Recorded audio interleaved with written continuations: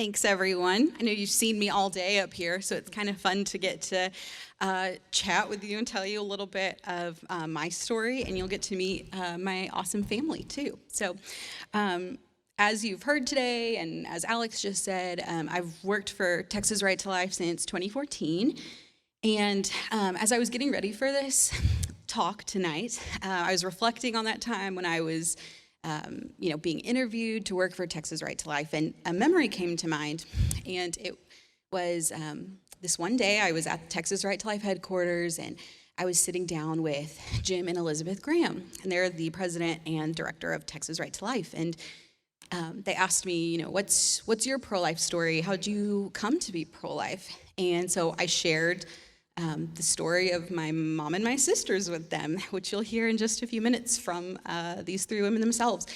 And Elizabeth said to me, one day I really think it would be cool to see all four of you speak together and share this story. And so that's coming to fruition tonight. So that's really cool. But a little bit of background. I'm the youngest of three girls. So Hilary's 15 years older than I am. Hilary's in the middle. Natalie is 11 years older than I am. And my childhood memories begin around the time that Hilary graduated from high school and moved off to college. And Natalie was a teenager.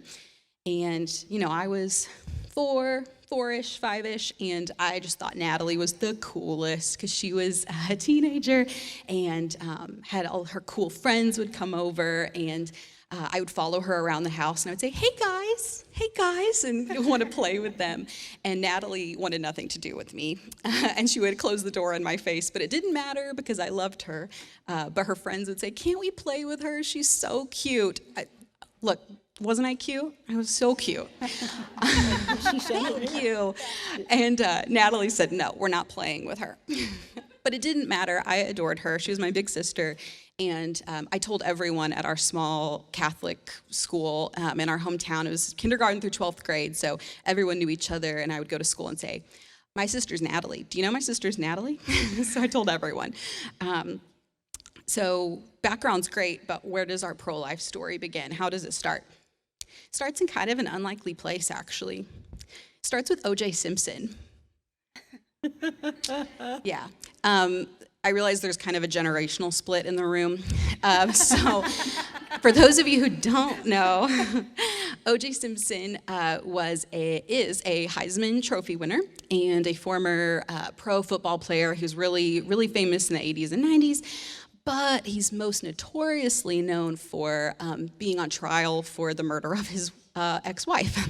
And he was found not guilty, and that's controversial, and I have my own opinions. We can talk about that later. But so how does it start with O.J. Simpson, though? Well, in 1997, in the summer, my family and I, so my mom and my dad and Natalie, and I went to California to visit some family members. And so the O.J. Simpson trial had ended about the year before, and I didn't know anything about who he was. But my parents are total tourists everywhere we go, and they decided they were going to go up into the Hollywood Hills and find O.J.'s house. So we get in the car one morning and we start driving. So Natalie's 15 at the time, or had just turned 16. 15. And I was 4 or 5. And we start driving around, and I was feeling sick. And we pull up to what we realize is for those of you who know what I'm talking about, the house where the Bronco chase ended. We pull up to that house, and we're like, and so my family is saying, whoa, that's crazy, and I promptly throw up. Sorry, too much information, but that's how it starts. And I not only did I threw up on Natalie, and yeah, it's pretty gross. And so we drive away, and Natalie, a few minutes later, also throws up. Well, we all just kind of figured it was because she was disgusted at what I had done, because that's a reasonable thought. But it turns out there was actually more to the story. And so that's where I'll let Natalie take over. Okay. So is my mic on? Okay. Okay, Kim, if you will show the first slide. I, too, was very cute. I don't know if you can see that. But first, we'll loop back around to the OJ story. But first, I want to give you guys a little bit about my upbringing, and before Rachel. You made me sound so bad. I was just a big sister, nothing more than that. But I came from a divorced family. My parents divorced when I was one. My mom was truly everything to me. The thought of being away from her was my biggest fear. I get really emotional, so I'm sorry. Just bear with me. I didn't like my dad. He was loud, scary, and there were a lot of times he would be physically abusive to my sister, and I watched helplessly. Not to mention, he was quite vocal about how he always wanted a son, and clearly we're not boys. So this was the beginning of Satan's deep-rooted lie of me not being good enough and being unlovable. But not to fear, because I too had a big sister, Hilary, my bodyguard. Hilary was everything that I was not. I was shy, quiet, and timid. And she was strong, outgoing, and fearless. And because of her, I was not physically abused by my dad. She always stepped in to protect me. Sorry. But when I was 5, my mom started dating my stepdad. And that was difficult because it had always been Hilary, my mom, and I. I couldn't understand why Hilary and I were not enough for her. And Satan whispered his lies of not being good enough again. My mom ended up marrying my stepdad, and when I was 11, my little sister Rachel was born. Okay, so sorry. Will you cue the next slide? Forgot to do that. So that is Hilary and I. So when I was 11, my little sister Rachel was born, and she was the cutest little thing. It is true, and she did adore me. But I was so jealous of her. She got everything that I wanted, a mom and dad that loved her unconditionally. By the time I was a teenager, I was significantly behind, especially with emotional maturity. When I was 13, I was still playing with Barbies and refused to acknowledge that boys were cute. But my sister, Hilary, on the other hand, was ahead of the curve. She was dating, drinking, etc. She definitely gave my mom a run for her money. And so a lot of time and effort was spent on keeping her reeled in. At that point, I had been hearing Satan's lies of worthlessness for some time, and they were true to me now. We would go to church every Sunday. I even went to Catholic school, but I never felt Jesus' presence in my life. I remember crying out to him, asking him to help me, heal me so many times. When I was 15, I started dating a boy. And my parents didn't know, and I thought that they wouldn't approve. We had dated for about a year, and it was a very unhealthy relationship. He came from a divorced family as well. We were both young, hurting, and looking for someone to love us just as we were. We were both also very aggressive and abusive to each other. This was my first real relationship. I was very innocent, especially when it came to sexual activity. The sex talk had not been given to me, and all I knew was I was Catholic, and we don't have sex until we get married. And I thought that sounded pretty easy and doable. But little by little, my boyfriend would try to go a little bit further every time we were intimate. We would get into physical altercations because of this. Then one day, my best friend and I went to his house. My boyfriend and I went to his room.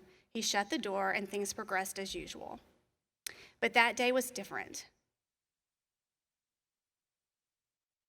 I was not strong enough that day. I tried to physically get him off of me, and I screamed for my friend to come and help me. She couldn't get in because he had locked the door behind us. I lay there crying, waiting for him to finish. And I have never felt so empty. We broke up after that, and he started dating someone else soon after. I then missed my period, and I was panicked. I told my two best friends, and they both agreed that I needed to take a pregnancy test. So we went. My friend actually went to the store and bought one because I was too scared to do it myself. And as soon as I took the test, within seconds, it was positive. And everything froze around me. I was numb. I couldn't think. I couldn't talk. I couldn't move. Every negative emotion rushed over me. I was just a kid, and this could not be real. What am I going to do? I was pleading with God to make this stop. I called my ex-boyfriend to tell him, and his response was, "How do I know you didn't sleep with someone else?" Then I told Hilary because I knew she would have a plan. In the meantime, my family and I did go on summer vacation, and I was sick and miserable the whole time, pretending that everything was okay. While we were gone, my ex-boyfriend's mom found out I was pregnant. She then proceeded to call my house and leave ugly messages on our voicemail. Luckily, Hilary, my bodyguard, was there to delete every message. In a rage of fury, his mother found out who my grandparents were and called them to inform them of my secret. By the time we had gotten home, Hilary told me I had to tell my mom immediately. I remembered sitting on my mom's bed, bawling my eyes out. I was so ashamed. I couldn't even say the words. My mom finally got it out of me, and we both sat there and cried together, and it seemed like forever. She was so understanding and forgiving, and once we calmed down, she asked me if I had thought about what I wanted to do, and I said adoption. And I said adoption for many reasons. One, because I was so immature. I knew I could barely take care of myself, much less a baby. But I also wanted this child to have a mother and father who loved each other. I wanted to give this child the best shot at a good life. But most of all, because of this still quiet voice that was guiding me to this path. I didn't know what it was at the time, but it gave me strength and confidence that I had never had before. My ex-boyfriend's mom wanted us to get married and raise the baby. I knew this would be a terrible life for an innocent child. I told them I wanted to place the child for adoption, and their response was to let them keep the baby. But that was defeating the purpose of my desire for this child. I wanted to give the child the best chance at life, one where they didn't have to struggle the way that my ex-boyfriend and I did. The next few months were filled with a lot of emotions. I faced a lot of hostility. It was if I carried around a sign saying, "Tell me what you think about me and what I'm choosing to do." People would come up to me at grocery stores. We had a church bazaar. It was just wherever I went, people felt the need to come up to me and tell me what a terrible person that I was. Everyone had an opinion of me, and they were sure to let me know. I was so depressed and lonely. I just wanted this to all go away. I would have given anything to make it stop. But that still quiet voice told me to keep going. So I did. My family was supporting me no matter what decision I made. But I knew this situation was hard and embarrassing on them too. My mom found an adoption agency called Catholic Charities. She set up a time for us to meet with them. On my first visit, I met with a counselor who gave us the information on two things: keeping the baby and something called open adoption. We had never heard of open adoption and asked her to explain. She said open adoption is where the birth parents and the adoptive parents stay in contact as much or as little as each other agree to. Some stayed connected through letters and pictures, some visited on holidays and birthdays, and then some were in each other's lives on a regular basis, such as dinners, school functions, etc. As she was telling me all of this, I was thinking, this is the worst idea ever. Who would ever want to do that? I am going to hand over my child to someone and watch them closely as they raised it. It was terrible. My only thought was how painful that would be. But unfortunately, that was the only type of adoption that they offered. I agreed to it, but I was only going to do the bare minimum. Okay, next slide, please. I continued to see my counselor. One visit, she gave me a book to look through that had bios of families that were wanting to adopt. With open adoption, I had the opportunity to pick the family I wanted to place my child with. As I looked through the book, one family stood out to me. They had an adopted son, and I always wanted a brother. I chose to meet with them for dinner, and when my family met their family, there was an instant connection. They were so warm and welcoming. And we did get to meet that little boy, and he was as wild as he could be. But they just embraced him with such love and acceptance. And then the dad did say something to me that stood out. He said, "I see open adoption as there being more people to love this child." And that really resonated with me.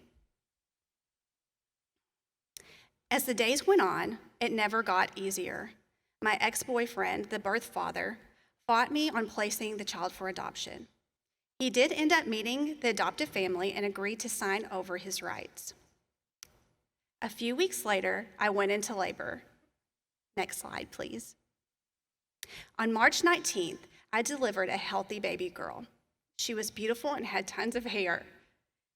The nurse asked me if I wanted to hold her, and I said no. I had gone 9 months without bonding with her, and I was not about to start to now. In fact, I let the adoptive family name her, and they named her Kelly. My counselor came to visit me in the hospital, and she urged me to hold Kelly, reminding me that I would never get this time back. So I did. I held her. And it was the worst, best feeling in the world. I bonded with her, and I'm so grateful that I did. Next slide, please. But then it was time to let her go. The adoptive family came and dressed her in her new clothes and took her home. And I went home with nothing. There's not one day that goes by that this memory gets any easier. It hurts just as much today as the day that it happened.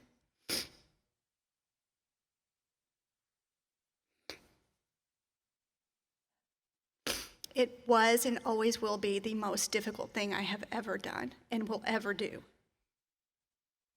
The following days were dark, and I was in agony. I never felt so empty or alone. I just wanted her back and for the pain to go away. My mom, of course, was greatly concerned, and she mentioned going to see Kelly, and I did not want to. But at the same time, I didn't know what to do. A few days later, we did end up going to see her, and it was definitely difficult, but it brought me such peace and comfort. Next slide, please. For the first few years, we would see Kelly on a regular basis, and every time, the void that I had inside of me would be filled. Next slide. Kelly is now 22, and through the years, we have shared many wonderful moments together. Next slide.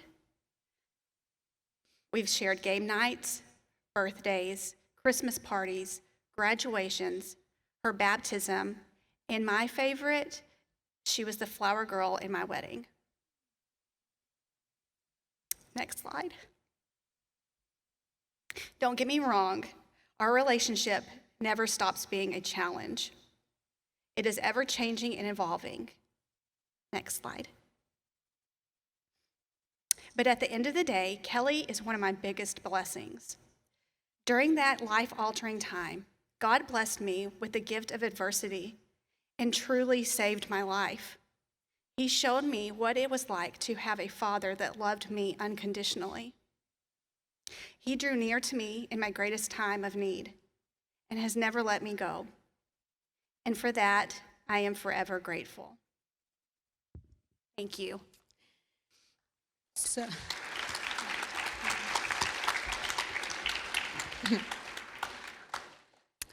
so I was about 6. I think I turned 6 right after Kelly was born. And although I knew that I was an aunt and that I had a niece, I mean, my life largely went back to normal. I was in kindergarten. I loved to play with my Barbies and with my dog, and I liked spending time with my family. One of the people I liked spending time with the most was my sister Hilary, because when she would come back home to visit, she had this bright yellow tracker. I don't think they even make trackers anymore, but it was a cool car, and she would pick me up from my parents' house and drive me around town and buy me Happy Meals and take me to Walmart and spoil me. And so Hillary was awesome. And whereas Natalie at the time didn't let me hang out with her and her friends, Hillary did bring me around her friends, and they thought I was so funny. And because I was 6 and cute and, precocious sometimes. And so I over the years had met a few of Hillary's boyfriends, but I didn't know that's really who they were. And then one day, I met a guy named Ryan, and he was Hillary's new boyfriend.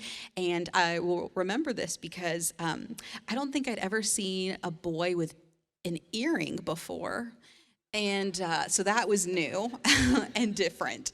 But I liked Ryan. He was fun, and he would play with me. And so, that's all it really took for 6-year-old me to like someone in those days. But that's where I'll stop and let Hilary tell you more about Ryan and her life. Okay. Well, whenever I was first approached about speaking here, my first thought was, my story is boring. There's nothing special about it. It's the story of thousands of young women in this country. I was a statistic and just another unwed mother. So just to give you a little background information, my parents were married whenever I was born, but I later found out that they got married because my mom was pregnant with me. At a very young age, I experienced emotional and physical abuse from my father, and also witnessed the abuse of my mother at his hands. Although they split whenever I was 5, I always blamed myself for the torture that my mom went through. I mean, if it wasn't for me, would they have ever gotten married? Would she have had to go through that? After their divorce, it was just the 3 of us. It was me, my little sister Natalie, and my mom. And life was quiet, and it was good for a while. My dad would wander in and out of our lives. Sometimes he was the good guy and would pick us up from school and take us for ice cream. Other times, he was the bad guy, and he would call me hateful names whenever he was angry. That continued into my teenage years, and then I began to rebel. My mother remarried when I was 13, and then gave birth to my sister Rachel when I was 15. She had a new family, and it wasn't as complicated as the first. In my mind, I was on the outside looking in, and I was alone. Because of that, I desperately looked to belong somewhere, to be accepted, and that usually ended up leading to being accepted by the wrong people. To put it mildly, I was a handful, as my sister has already kind of said. I was breaking curfew, I was sneaking out, I was going to wild parties. I'm sure that my mother was very relieved when I decided to go off to college. But unfortunately, the partying only got worse, and I became more self-destructive. I quickly dropped out of college and moved back home, only to continue my self-destructive behavior. It wasn't until I met Ryan that all of that changed. He didn't approve of the drinking and the drug use. Somehow he saw something else in me. And honestly, I wanted to be a better person because of him. I cleaned up my act, I got a job, and I moved into an apartment with my best friend. My relationship with Ryan continued, and I can continue to improve my life. Right before my 21st birthday, Ryan and I decided we were going to get our own place, and I had decided to go back to college, give it another try. I was determined, I was excited, and for the first time in my life, I had goals, and I couldn't wait to conquer the world. 3 months later, 1 week into my new college career, I found out that I was pregnant.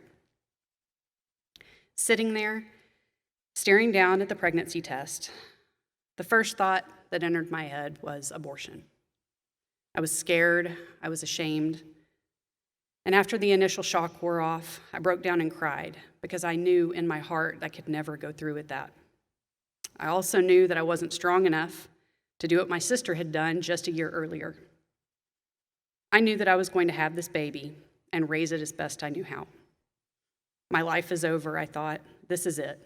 No college degree, no future of any kind, just meaningless jobs to pay the bills, and a life of constant struggle. So I quit school, and Ryan and I moved to my hometown so that I could be near my family. Although my mother and I had our differences, I just wanted to be close to her during this frightening new beginning. I continued to work, but gave more thought to building a career. I also pushed Ryan to think about his career and what he wanted out of life. As the baby grew inside of me, the relationship with my family also grew. I spent more time with my mother, my stepfather, and my sisters, and I even began to repair the relationship with my dad. As the months passed, the flutters inside of me turned into kicks, and the emotions grew as well. Now the fear I initially felt was coupled with excitement and anticipation. On the morning of April 21st, 1999, I was woken up by a strange feeling. I had had false labor before, but this was different. And I begged Ryan to stay home from work, but he didn't want to take another vacation day for me feeling weird. So there I sat, alone, wondering if this was it. I called my mom, and she told me to come over. She was getting Rachel ready for school. And on the way there, the first pain hit. And my initial thought was, oh, this isn't too bad. That's all right. I can handle this. And by the time I got to my mom's house, that thought was out the window, and I was in some serious pain. We had to go to the hospital right now. So I guess in her excitement, my mom had called my grandmother because my Nana showed up just in time to give me a hug before we were off to the hospital. So there we were, my mom driving, me freaking out in the passenger seat, and little Rachel in the back seat telling me it was going to be okay. And it was. I gave birth to an 8-pound, 6-ounce little angel, and she was so beautiful, and she was mine. And all this time, I wanted to belong to something, to someone, and now someone belonged to me, and it was surreal. A few months after Maddie was born, Ryan and I got married. The pressure from our families to make things right for our daughter was a little too much to handle, and I should have listened to my gut. It had become obvious to me that the way Madison's birth had affected me hadn't affected Ryan in the same way. After my leave of absence from my mundane receptionist job, I contacted a job placement service, and I told them I wanted something, anything I could make a career out of. I soon started an entry-level job at a brokerage firm. I was determined to work my way up. Ryan decided he wanted to become a police officer, so he quit his job. But instead of working towards this goal, he was content to play video games and go out with his friends. We split 10 months after we were married, just shortly after our daughter's first birthday. Being a single mother brought many challenges. Though I was now only supporting myself and my daughter, there was a new frustration and loneliness that accompanied it. Many of my friends were graduating college, traveling, starting new careers and new relationships, and once again, I felt stuck. Although I was working in downtown Dallas, I was still living in my hometown. I hadn't gone anywhere, and I hadn't experienced anything. Depression set in, and the self-destructive ways reared their ugly head. During this time, my mom and my stepdad were a godsend. They took care of Madison when I would go to happy hour with my coworkers and stay out until last call. When I would stay out all night and not call, or call my mother at 3 a.m. crying about how messed up the world was. Not my finest moment. I was on and off medication for depression, but with the help of my family, I was able to regain focus and pull myself out of the slump. I decided to leave the company I was at, where unfortunately I had built an unsavory reputation, and I started fresh working at a bank. I vowed to keep my work relationships purely professional from that point, and I also decided it would be best for Madison and I to move to Dallas so that I could be closer to work, closer to her dad's family, and away from the crutch of having my family so easily available to step in for my screw-ups. I eventually found my footing again, and I worked hard, and I got promoted as an officer at the bank. Maddie and I would go on dinner dates together. We would try new foods from different parts of the world, and I settled into my role as a single mother, and I finally felt comfortable in my own skin. I wasn't worried about dating, which was a good thing, since most men my age didn't want the excess baggage anyway. And when I least expected it, I met my new husband. Let me state again, I was done with dating, but there was also a longing to be married, to settle down, and to have a family. And Brian checked all of those boxes. He treated me well, he had a good job, and most importantly, he didn't mind the baggage. We married when Maddie was 5, and she showed her disapproval by getting in trouble at school. Brian was a good stepdad, though. He taught her to ride a bike, he played tea party and pretty princess. He eventually won her over. Things changed, though, when I got pregnant with my son, Gavin. Maddie was excited to become a big sister, but as time went on, she noticed that Brian treated her differently now, and he paid more attention to his son. She was also dealing with abuse from her dad's live-in girlfriend, which I didn't find out about until much later. She was having trouble in school and getting into fights. I could see her becoming me, which was the last thing that I wanted for her. After finding out about the abuse, I took her dad to court to modify the visitation, but he never showed up, and he disappeared from her life. This was a blessing and a curse. I'd put a stop to what had been happening, but now Madison felt a deep rejection. I focused on building our relationship, creating mother-daughter time, and this is where I found our shared love of music. Maddie joined the orchestra in middle school and played the cello. We would go to the symphony, we'd go to rock concerts. This became our thing. And even though things got better with time, I could still see that there was something not quite right with my daughter. She would have outbursts over the smallest things. Sometimes she withdrew from everyone and everything. And she would even turn violent at times. After extensive testing, we found out that Madison had major depressive disorder. I was overwhelmed with guilt. The doctor tried to convince me that it was a chemical imbalance, but I couldn't help but feel at fault. It honestly had me questioning all of the choices that I had made. Despite this challenge, Maddie pushed forward. She continued to play the cello and even received first chair all-city in competition. She joined the city swim team and enjoyed the friendships that she made there. I was her biggest fan and cheered for her every step of the way. She graduated high school and was even a member of the German Honor Society. I, too, had finally achieved my goal of earning a college degree after many, many years. Maddie moved away to go to college, but quickly realized it wasn't for her, and she came back home. She went through her own rough patch, leaving home again to move in with friends and get away from mom's rules. The darkest day was when I got a call from Maddie's roommate that she was in the hospital and they were calling it a suicide attempt. Again, more guilt. I visited Maddie at the facility where she was being held for evaluation. She said that she didn't try to kill herself. She had had a very anxiety-ridden day at her job and, not thinking clearly, decided to take multiple pills that she used for her depression and anxiety. Bad decision. Fortunately, she got the help she needed, but it took her a little longer to figure out that the living situation she was in was very toxic. And all I could do was stand back, watch, and wait for her to reach out for help. And eventually she did, and I was right there to help her pick up the pieces. Once Maddie moved back home for the second time, she set goals for herself. She finally got her driver's license.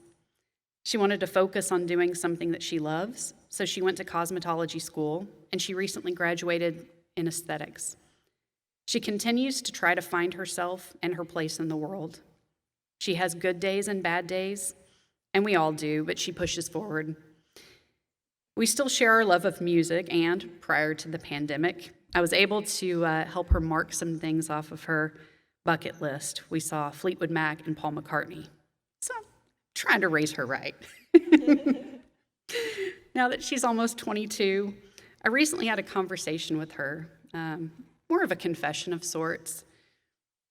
She had always known that she was a happy accident, but I never told her about all of the thoughts that ran through my head and all of the doubts I had about becoming a mother. And her only response to me was, "I'm glad you chose to have me." So simple. Even with all of the challenges and the struggles, she is happy to be alive, just as I am. One of the best decisions I ever made was to become a mother. My children are my life. I cry with them. I laugh with them. They are the best part of me, and I cannot imagine a world without them. Thank you.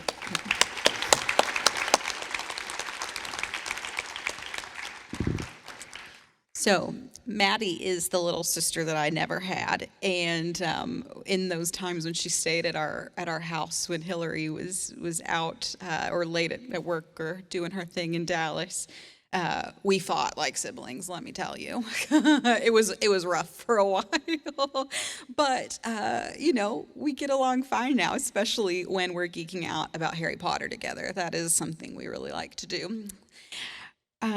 So.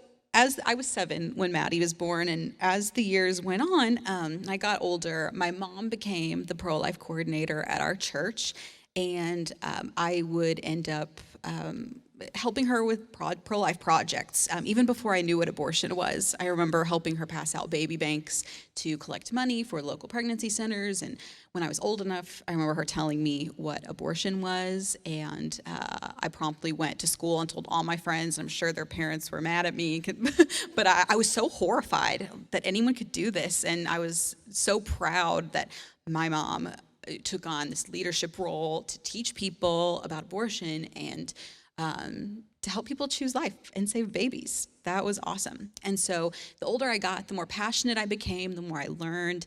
And when I was 16, the summer that I was 16, I committed to being a sidewalk counselor in Dallas. So I would drive, well, I wouldn't drive. My dad would drive me to Dallas every morning, and I would sidewalk counsel outside of the local abortion clinics and try to offer resources to women going inside. And they would always just tell me, you have no idea what you're talking about. Look at you. You're 16. You don't know what I'm going through. And it was so hard. That summer was so difficult and just really emotionally draining. But I knew that it was important work, and we needed to be there for those women. And one day that same summer, I was in the car with my mom, and it was just the two of us. And she said that she had something really important to talk to me about. Take it away, Mom.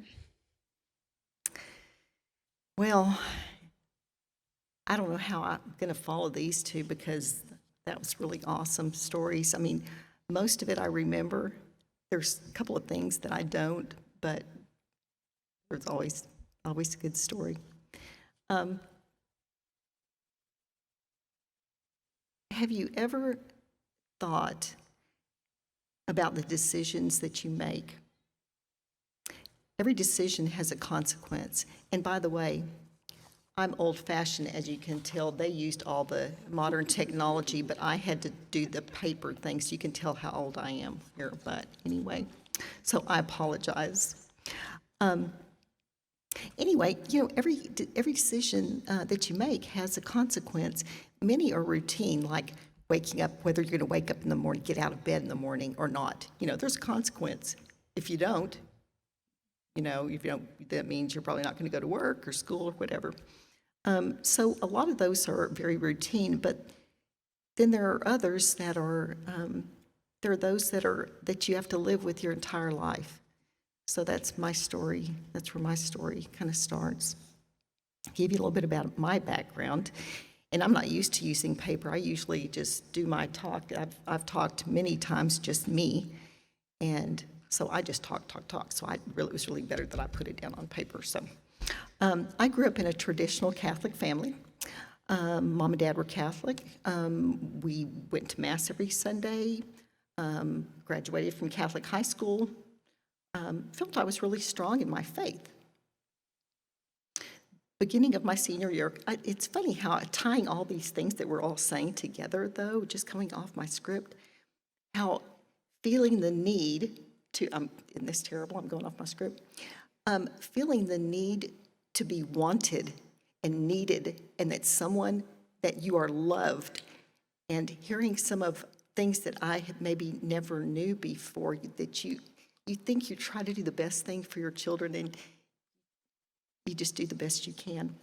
Anyway, beginning of my senior year, I had my first serious boyfriend, Joey.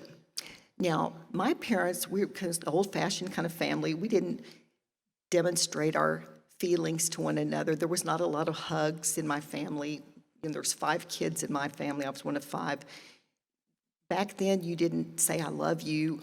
I don't know. I don't get it. But we just didn't. You just kind of knew it. But anyway, Joey was my first serious boyfriend.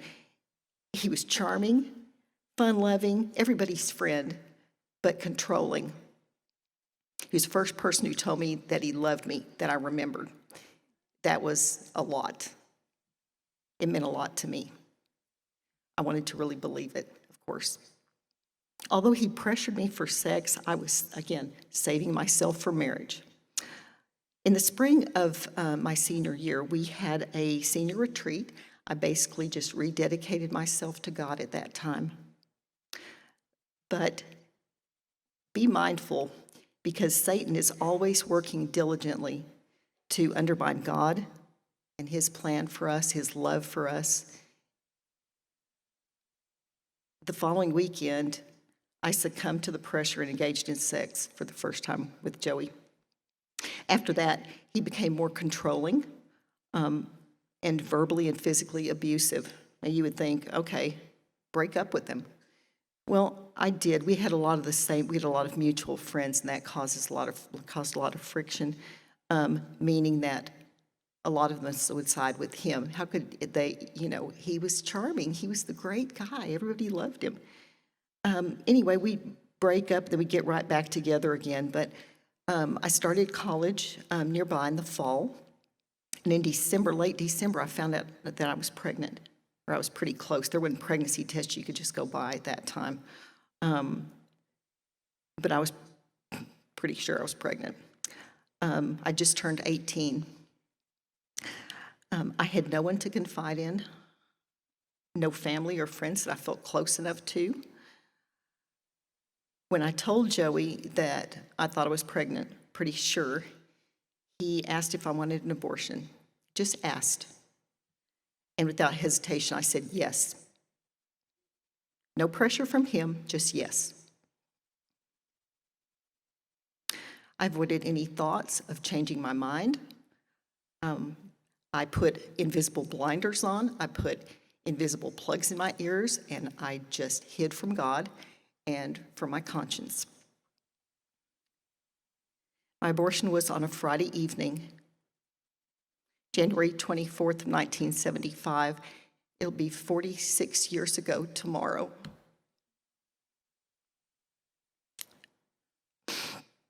I don't remember a whole lot about it. I don't remember a lot of details.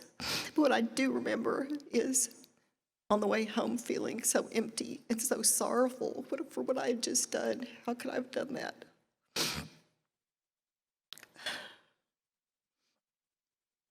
Not wanting to ever step foot in that place again. I refused to go back for a follow-up appointment.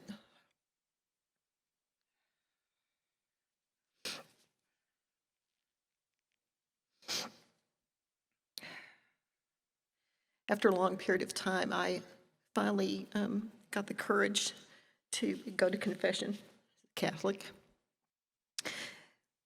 to ask for God's forgiveness for the killing of my unborn child. took a lot for me to get up the courage to actually admit to say that.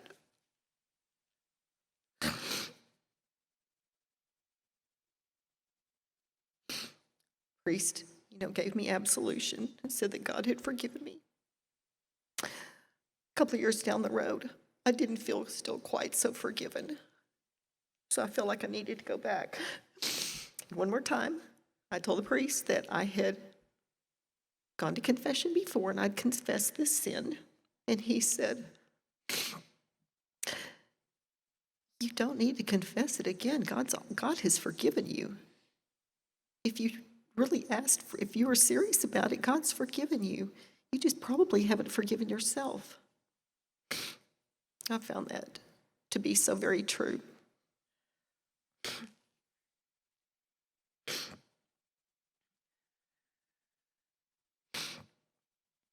After my abortion, things went on as before in our relationship with the controlling and abusive behavior.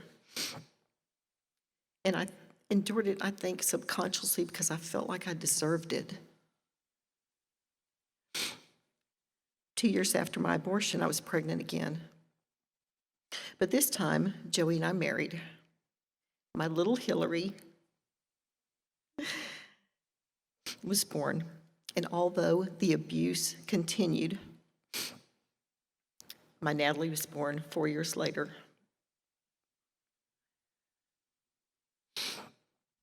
Finally, fearing for the safety of my children, I eventually divorced Joey when Hilary was 6, as you heard, and Natalie was 1. Then came the next chapter of my life.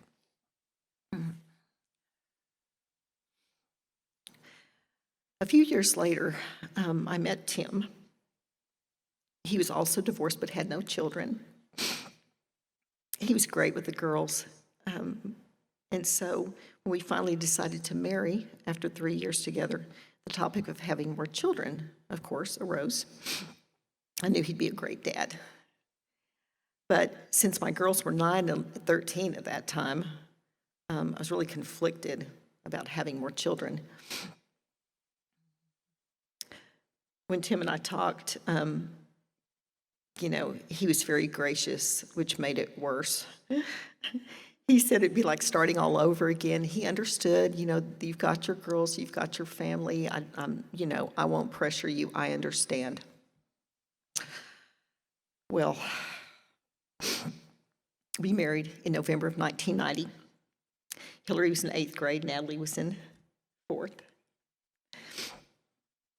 Shortly after our wedding, a female acquaintance who has many children, doesn't make it any better, any easier, she congratulated me and she said, asked if we were considering having any more children. And I told her of my conflict. And she said the most wonderful words. Why don't you put it in God's hands? Duh, why didn't I think about that? It was like ding, ding, ding, the lights were going on, the light bulbs were flashing in my head. Why hadn't I thought of that? That sounded so, it was like, I don't know, it was like this, something that just went off that I thought, I honestly can't believe I hadn't thought about that. Why don't you put it in God's hands? What a revelation, and what a blessing she was to me that day. When I got home, I told Tim and what she'd said, and that's what we did. We put it in God's hands. That was my yes, my opening myself up to God's plan. And this has just came as a revelation to me just a few years ago that was my yes. That was my opening myself up to God's plan. Now, don't get me wrong. I said yes to Natalie and Hilary, choosing life for them. And in no way does it make up for my no so many years before. But this yes was different. It was like that choice so many years before, in that I really wanted to say no. I really wanted to say no. But I chose yes. Yes, your will be done. And so our family grew, and our Rachel was born a year and a half later. Although Tim knew of my abortion, my family did not, and I had no intention of ever telling my girls. Never. Until Natalie got pregnant. She was going through such a difficult time emotionally, as you heard. I just felt the need to tell her how very proud I was of her, of the difficult decision she made to place her baby for adoption, and that she never mentioned abortion. I spoke of the very different decision that I had made. But even though Natalie suffered emotionally during her pregnancy, and then the years that followed, she's truly blessed for the decision she made. When Hilary became pregnant and made her choice to keep Maddie, her baby, again, I felt the need to tell her of how very proud I was of her decision, of her difficult choice to, and again, not to mention abortion, but to decide to mother a child as a single mother. And again, I told her of my very different choice that I had made. But again, mothering a child as a single mother is so difficult, as Hilary knows and said. But also, she is so truly blessed for her decision. I soon became active in the pro-life ministry at our church and eventually pro-life coordinator of our parish. The youth director at that time and I became really pretty good friends, and one day he said he wished that he knew of someone who'd had an abortion who could talk to his high school students, and I reluctantly said I knew of someone, me. After telling my story to him, he said, "Ginger, you've got to share your story." And I said, okay, but of course my concern was Rachel. She didn't know. She went to the school that we were talking about. She was 16, active as a pro-life sidewalk counselor, and she didn't know. I had to tell her first before I could make that decision to talk to the students.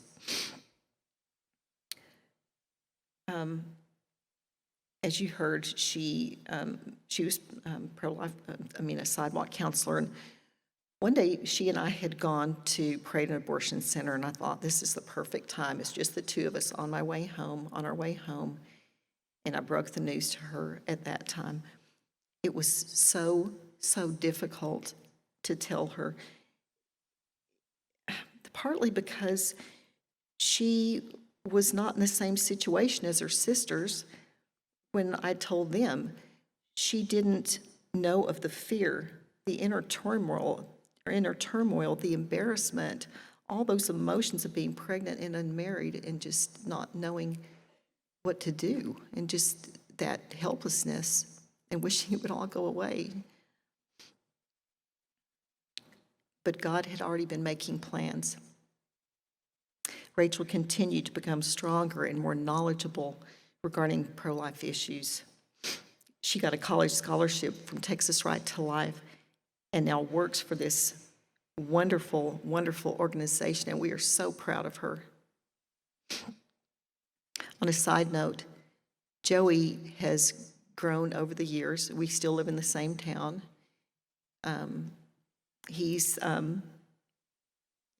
as we all are, still trying to grow.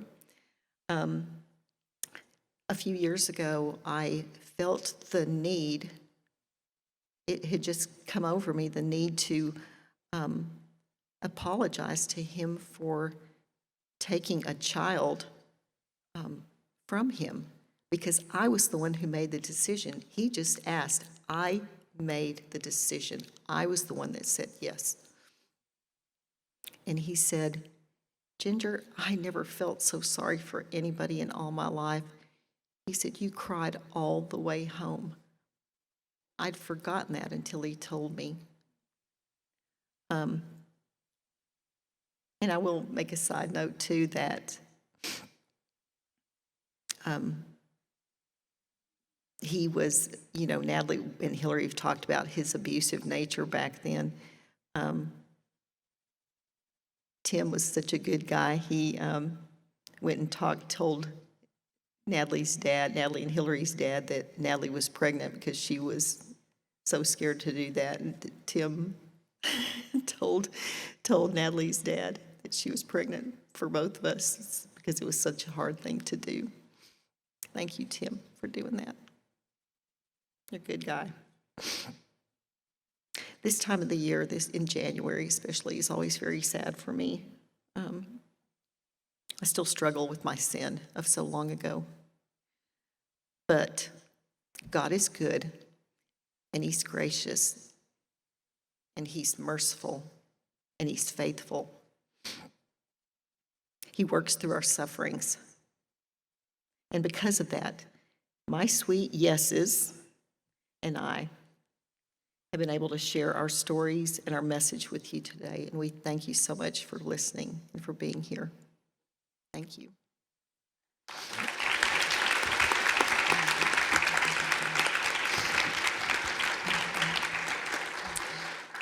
So just to wrap everything up, that day in the car when my mom shared her story of her abortion with me really brought everything full circle to me.